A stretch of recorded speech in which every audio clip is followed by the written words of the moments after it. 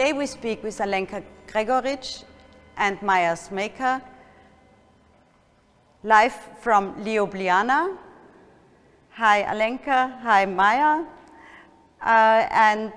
We will talk about the installation 96% of mammals on Earth are humans and livestock. I will pass you the word. Thank you, Felicitas. Hello, everybody. Maja, dear Maja, the title itself, it's very explanatory.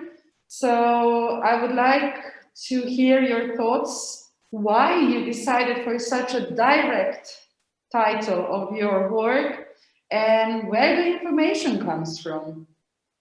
Well, first of all, hello. It's great to be with you and thank you very much for the invitation. Due to the COVID pandemics and all the statistical contents that we have been bombarded by on a daily basis, I thought it would be actually fun for a change, come up with the title that is actually coming out from EU-based statistics of the overproduction of meat, but which also actually coincides with the overproduction and reproduction of everything. So that we humans as a species are very invasive on this planet, and we need a lot of meat to kind of maintain our habits of eating, of existing on this planet. So it's kind of frightening, not only pandemics that we are now faced with, but the whole situation that we live in for centuries already. Yes, and especially since the Industrial Revolution,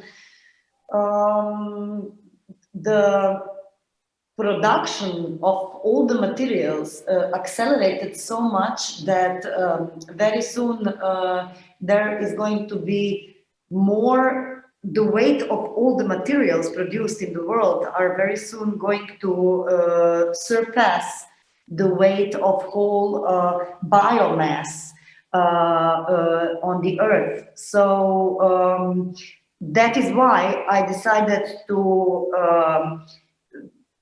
set up this continuous gene vaults, which are actually paraphrasing the chain of production in which all the humans are actually involved in.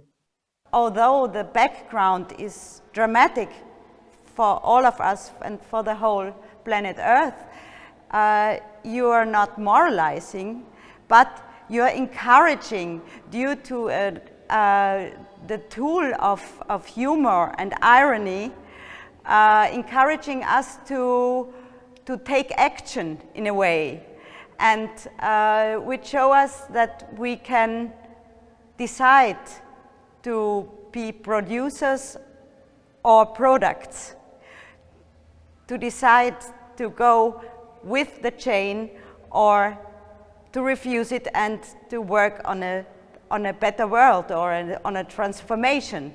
The more tragical things around us are, the more we need to resist those tragic events with as much humor as possible. I think that's very, very important tool and weapon for survival. And this is why I decided to address these dramatic events through a very playful and hopefully joyful gesture, which becomes hopefully an event of change.